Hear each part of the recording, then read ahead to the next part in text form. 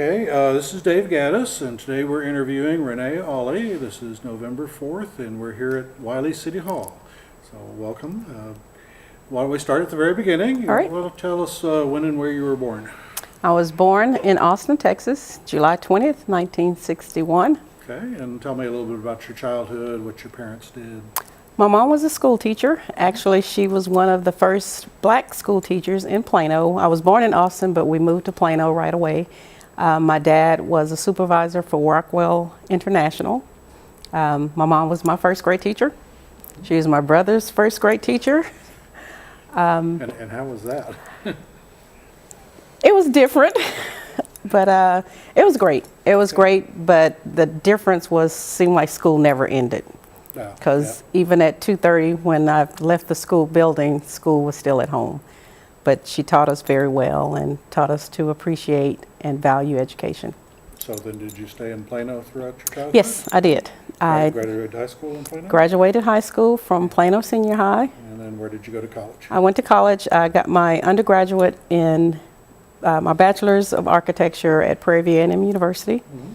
And then I worked for an architectural firm for probably 3.5 years. And then went to MIT to get my master's in city planning. Okay, and what got you interested in architecture? That's real odd. I went to Prairie View to major in child psychology, and after first year, it just really wasn't there for me. And I think I was just going through the catalog and thought, what do I want to do? And I picked architecture, and I remember calling home and telling my parents, I'm changing my major to architecture, and the first thing out of my mom's mouth was, architecture? You've never taken art? You can't draw. But it proved to be very, very well. I graduated with honors. While I was there, I served as the student president for the chapter, and excelled in it. It was great. It was great. And which architecture firm did you work for, and where was it? In Las Colinas was the first architecture firm, SWC Architects. They did mostly educational buildings. And then from there, I went to a company called Haywood Jordan McCowan. And they did a little bit of mostly commercial buildings, not very much residential, but local stuff in the Dallas area. Okay, and did you just do design? Or Design, some design, mostly construction documents, the details. And that's what I like the most, doing the details of how it all goes together. Any particular project that you're particularly proud of? Texas American Bank building, that was the first one that I actually did design work, did detail work, and actually got to see. It was located right next door to our office, so I got to see the construction of it, and from pencil and paper to actual brick and mortar, so that was pretty cool. Okay, but what took you to MIT? Professor from Prairie View actually went there, so in the mid 80s, kind of when the economy kind of had a downturn, I got laid off, and he suggested that I go to graduate school. And it was interesting to kind of go from architecture to planning. You know, for all those years that I was in architecture, on the side of the table that did the drawings, and then I wanted to see what the other side of the table was, be the one that reviewed them or approved them. So that was kind of my reason for going into planning, to see how the other side lives. And so what got you interested in planning to begin with? Just having to deal with them as part of the architecture? Yes, yes, yeah. Okay. So how did MIT work out? It was great because it was a lot of hands-on. You know, the professors that were there were very instrumental in the city and the development of the city. So a lot of our projects were true projects. You know, it wasn't just theory. It wasn't just books. You know, we got out in the field. We got out and worked with the development corporations there. We got out and worked with the communities. And it was different coming from architecture, where it was so much on the private side, and then going into planning, a lot of dealing with the public side that I wasn't used to at first. And even talking, you know, architecture, I drew everything that I wanted to say. But in planning, there was a lot of speaking, a lot of writing that I had to get used to in being in that public realm and talking to citizens. So it was an eye-opener, but I enjoyed it. It was great. Okay. Any particular professors that stand out in your mind? Oh, that was like 100 years ago. Philip Clay, he was actually my thesis advisor, and Sandra Lambert, I believe was her name, was my secondary thesis advisor. She was in the real estate department. So they were very instrumental in helping me bridge that gap between design on paper and real life. So that helped a lot, and working with me through the whole thesis process and headaches and Okay. all that stuff. And what was your thesis topic? Minority development associations, where my idea was, rather than one group pulling together a project, you get, and minority not so much in race, but minority in the sense of the little guy, the small guy that's going to be involved in that community, to the big developer that's going to be involved in that community, all coming together to put together a project. So that was kind of the basis of my thesis. How do you pull all the stakeholders, regardless of the level that they're in? How do you pull them together to make it a win-win for everybody? Okay, so then you're fresh out of MIT. What did you do next? Came back to Dallas area, moved back home, and actually went back to work for the architectural firm that I was working for when I left. And I stayed there maybe a year or two, and saw an ad for a planner with the city of Plano, and Plano's home. So I thought, okay, this could be my start. And they actually hired me as a planning tech, and I loved it. Plano was home. The people there, Christina and Phyllis and Frank and all those people, Tom, gave me my start. And it was a great experience to be able to work in the city that I grew up in, Okay. and see it develop. And for the people who don't know who Christina Oh. and Phyllis and Frank are, they have last names, right? Yes, Christina Day, Phyllis Gerald, Frank Turner, and Tom Elgin were in the planning department. Phyllis was the director of planning, and Christina was a senior planner, and they gave me my start. Okay. And any particular projects that you worked on there that you're particularly proud of, or not so proud of, or? No, there's none that I'm not proud of. All of them, everything that I did there, I think was great. It was a great experience for me. I learned a lot. Was able to really explore a lot. I remember they kind of let me run with the whole facade review, and I rewrote some of the regulations, and that kind of got to be my baby. So I enjoyed that. I enjoyed the freedom and the flexibility that they allowed me to really develop. And so after Plano, what next? I went to McKinney for a while, about a year. I was in the long range planning department there, and worked a lot on their comprehensive plan, and they were doing a parking study for their downtown area. So I got a chance to work on that, and that was about a year. And then I saw a position open here in Wiley, and I was hired here as a planning assistant, and served in that role for 2 years, and then was promoted to planning director. Okay. So I've been here 10 years now. Okay. And how has Wiley changed over those 10 years? Oh my gosh. When I started in 2004, I think a few months after I started, the Super Walmart opened. So it was like the big retail. There was a lot of residential, not very much retail here. So then and then little by little, a lot of the retail started. And then over the last 5 years, it has just been booming. Last year, we platted or site planned almost 1,400 single family lots. So that was great. And the opportunity to work with our staff here, our city manager, Mindy Manson, I can't think of a better place to be. Okay. Can't remember what the population was 10 When I years ago? started, I want to say maybe 35,000, something like that. And we're a little over 42,000 now. And what kinds of changes planning-wise? Have there been any particular projects that you're proud of, or ordinance revisions? Oh, where do I start? The biggest one, I think, and the one that I'm most proud of is our downtown historic district.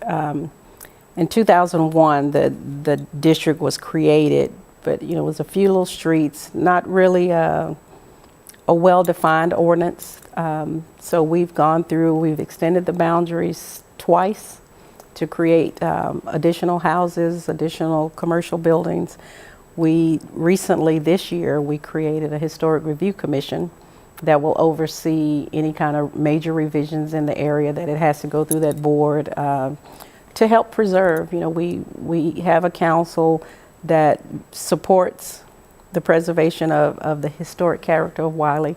And 2 fires have destroyed downtown over the last, 20 years maybe. But there's still a need to preserve it. So it may not always be qualified to register with the state, but it's important to us. So to get people to support that, I work with some of the downtown merchants. We created a group called the Long Range Planning, and where we just kind of have a vision. What do we want to see downtown? How do we want to promote it? So we meet monthly, scattered here and there, just to throw out ideas. Even with the ordinance amendments, it's not just at the staff level, but we invite the citizens to be a part of it, to say, what do they want to see? Going in knowing that everything you want to see, you may not be able to see, it may not happen, but let's talk about it. Also, the Neighborhood Action Plan, and ACTION stands for Accountable Communities Through the Involvement of Neighborhoods, where at some point, every new development will be old. Every new development will go to a phase of redevelopment. So we identified 16 neighborhoods where homes may have been built in the early 1930s to try to promote that neighbor of really wanting to upkeep their property. So we just started having meetings with those neighbors and saying, just asking the simple question, what do you want? And it went from sidewalks to trees to paint my house, everything. And one neighborhood that I'm very proud of, it's an older neighborhood. They had huge trees in their front yards. Sidewalks, some of them were 2 feet wide, crumbling. People can't go down the sidewalks. They have to get in the street. So we found this company, I believe they were out of Louisiana, that did recycled tires to make rubber sidewalks. So in some of those areas that had a huge tree that had buckled under the sidewalk, then rather than take the tree out, we replaced the sidewalk with rubber sidewalks. So then the roots can still breathe. So that was a pretty cool project. And here, 3-4 years later, people are still saying, wow, that was cool. Now I can walk up and down the sidewalk. I still have my huge tree. And just driving down those streets with the huge canopies that's a neighborhood. That was a neat project. I enjoyed that. So that's kind of bringing that minority participation from your thesis topic. Yes. To get citizen involvement. So. Yes. Okay. And then do you still do a lot of design? Having an architecture background, is design very important? Or? I don't do a lot of design, but it does help when we have a developer come in and they're designing their building and trying to adhere to our ordinances, but yet trying to keep whatever their franchise look may be. And sometimes they'll say, well, I can't do that. I'm like, oh yeah, you can. I'm like, well, no, we can't do that. We don't have a design for that. And I'll draw it up. Say, yeah, you can. And that comes in handy a lot of times. And I'll always say, my mom and dad didn't pay all that money for me to go to architecture school to just say you can't. Yeah, you can do it. I'll show you how. But it does come in handy a lot, even reviewing the site plans and things, because of my background, certain things that I could see and be able to discuss with that designer. Okay. And I didn't check, you should know, do you have your AICP? I do not. Okay. I do not. Are you thinking about it, or? I'm thinking about it.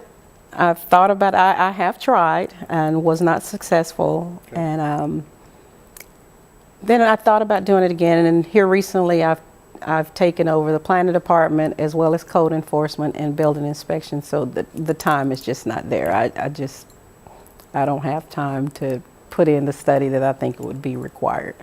Well, sounds like you're moving up in an organization. You got aspirations to go into management, or? beyond just a department director? Maybe. Okay. Only if Mindy retires, I don't know. Okay. Well, so at some point in time you got involved in APA. When did that happen? And what did you do? When I was in Plano, Christina Day was the secretary of the state chapter, I believe. And then her term was, no, while she was in her term, she asked me if I wanted to get involved with at the state level. And I was like, sure. And I served as listserv manager. And it was a lot of fun, but it was a lot of work. I mean, and I think half the people knew me just because of all the emails. And, you know, back then, technology was nowhere near what it is now. So a lot of the emails that got sent out, half the people didn't want to see them. So I had to deal with, please take my name off that list. Quit sending me. But that's how I got involved as listserv manager. And I served in that role, I want to say maybe 2 or 3 years. And I'll never forget, we were at the national conference in Philadelphia. And I ran into David Hoover. And he said, hey, Renae, you should run for office at the state level. I'm like, no. He was like, yeah, you should consider it. And we talked about it. He kind of told me what was involved. I talked with Christina and with the city of Plano, and they were okay with it, and they gave me their blessing. So I was like, sure, I'll do it. And from there, And so you ran for? I ran for state secretary. Okay. And was successful in that and served in that role for 2 years. And then from there ran for president-elect. Okay.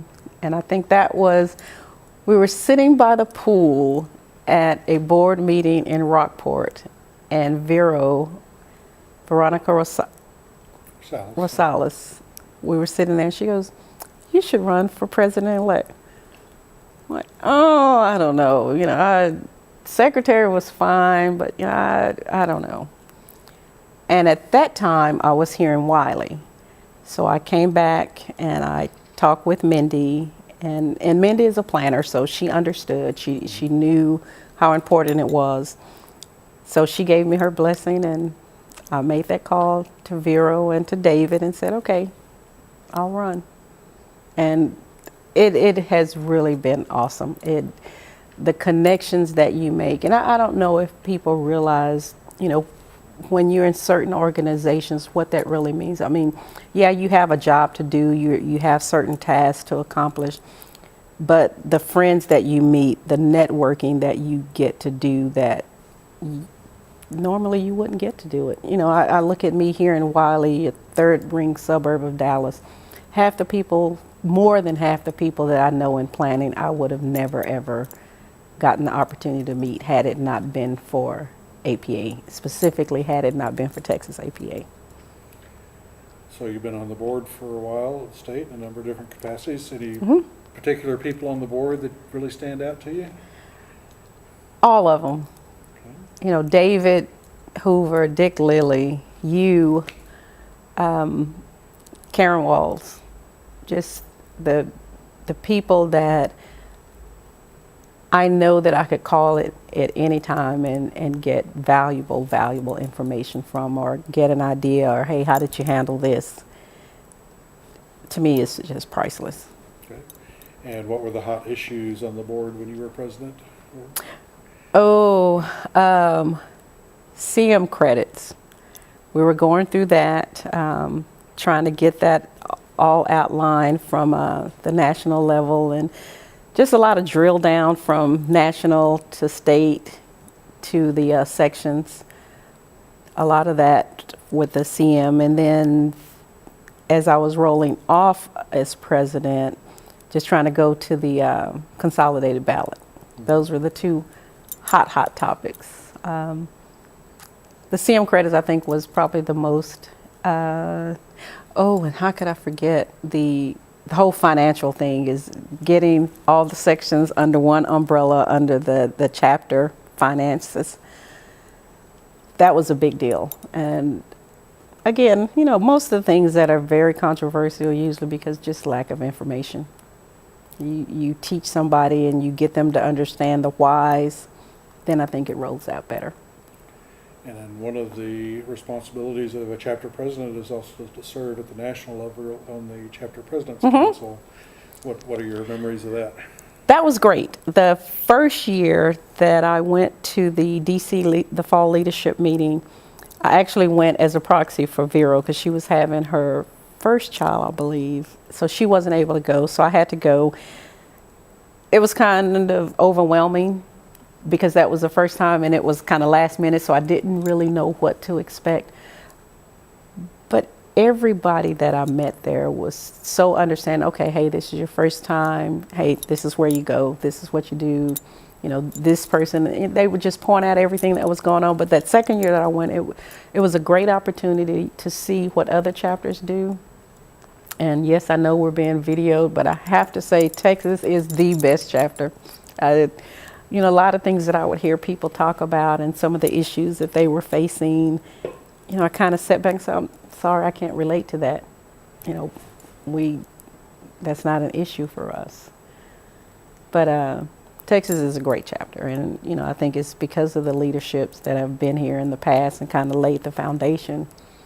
But the fall leadership, it was a great opportunity to see what other chapters do, even meeting with some of the divisions and getting an understanding of what they do, what that role is, that sometimes just as a member, you don't get to see. Okay. Well, now as a past president, do you got aspirations to run for another office? Or? I'm still thinking about it. You know, at first when I was just getting ready to roll off, I thought, I'm not ready to stop yet. I want to keep doing something. So I thought about it. But then things here at work, you know, with the other departments kind of took over. Then home life, you know, my kids, I have a 17-year-old and 13-year-old that keep me really busy. So I couldn't do that, but I think I do because I really like APA, the organization, so I want to stay involved. Okay. Are you involved in any other professional organizations? No. Okay. I don't have time. So, thinking over your career, have there been any mentors that have really stood out for you? You've mentioned Christina and you mentioned David a couple times. But, are there other people that you kind of look up to? My architecture professor, two of them at Prairie View, Ben McMillan and Simon Wiltz, just really changed my whole thought of professionalism, you know, just kind of set the groundwork. When I was at Prairie View, I remember my junior year, Ben McMillan, he told us in class, you know, you guys need to call your parents and tell them to send you some money because you ladies are going to have to get dresses, heels, and pantyhose. You guys are going to have to get suits. That's how I want you to come to class. You know, we're in college. We're like, we want to wear tennis shoes and jeans.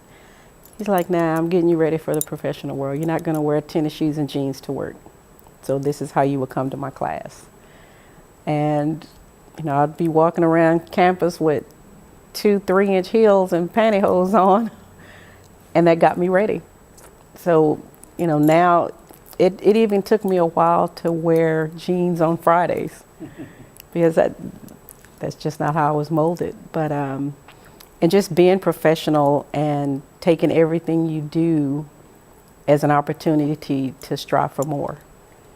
And, you know, those were the 2 professors that, and even when I was at MIT, they brought a group of students up during the summer to visit the school. So that was a big impression on me. Okay. How about any proteges, anybody that you're kind of mentoring to? There was one student, her name was Monica Wareham. She graduated from Wiley High. And she's actually at Texas A&M now, or she may have graduated last year. But she called me up and said, hey, I'm thinking about planning school, but not really sure. Do you have some time to talk to me? So I talked to her, and actually we did 2 summer interns with her. She came in, and I told her, we got to make this real, because if I'm trying to push you into planning, you can't do an internship where you're just making copies. And at the time that she came, we were working on updating our comp plan. So she got involved with that, and after her first year, she sent me a letter and said, I know what I want to do. I want to go into planning school. And this summer before last, she actually did an internship abroad in Germany. So she was kind of my first one that I could say I kind of molded her to that planning. So it was great. It was great. And I guess that's probably the only one. Few of the elementary schools every year in October do a National Community Planning Month. We'll go to the schools and kind of tell them about city government, tell them about planning. And I remember one year the teacher had all the students write a thank you letter. And I think they were in 5th grade, and she wrote, I know what I want to be when I grow up. I want to be a planner. And I still have that note in my desk because I thought that was pretty cool. Even my son, who is the sports person, that's all he wants to do, and he'll even tell me, I think I'm going to be a city planner.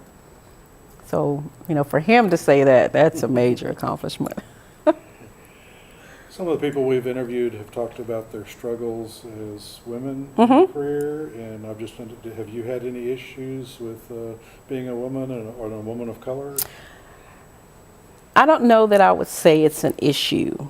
I would say, yes, it has happened. It has been presented, things have been said, but I would not say it's an issue. And I say that because my greatest mentor, of course, is my mom. With her being in education, she always taught us, you strive for everything you want. Nothing's going to be given to you. And she never made it that it's not going to be given to you because you're a woman of color. That's just life. But you are a woman of color, so you do whatever you want, you try hard for it to achieve it. So when someone, presents something to me or says something to me to make it seem like I can't do it because I'm a woman of color, I just kind of push that to the side. So it's there, but I don't let it be an issue, because to me, it's only an issue if I let it be an issue, not because that's what you say. So I am who I am. I'm a woman of color, proud woman of color. What I can't do is because I choose not to. You have any particular advice to a young planner that's starting out their career? Go for it. Do it because you like it, because that's what you love to do. Don't make planning just a job. And that's why I like being here in Raleigh, because it's not just a job to me. It takes me 6 minutes to get to work. That's through 2 school zones, 2 lights, and I'm here. But I'm not here just because it's close to home. I'm here because I love my job. I love what I do. I love interacting with people. Even the people that may not like what I say. But if I'm giving you the information, I want you to walk out of my office informed and understand that I was fair. You may not get the answer that you want, but that's why we have rules and regulations. But to that young planner, grab all the information that you can. Lean on any person that's been in the field for a while. Grab hold of everything that you can and run with it, and think outside the box. Okay, we've covered a lot of territory. Is there anything that you want to talk about that we haven't talked about? No, I love what I do. I love planning. I'm grateful to Texas APA, to the leaders that have come before me. I'm grateful for the opportunity that they gave me, and being a woman of color that was the president of Texas APA, and I see that a lot sometimes when I meet people, and I'll tell them, I was president of Texas APA, and their eyes kind of go like that. I know what that means, but to me, that's an honor for me, but I think it's also an honor for Texas APA to say there's no color barriers. That's who we are. We're diverse. That's who we are, and I'm grateful for that. Okay, well, I want to thank you very much for doing this. Thank you. And, we really appreciate it. Thank you. Okay.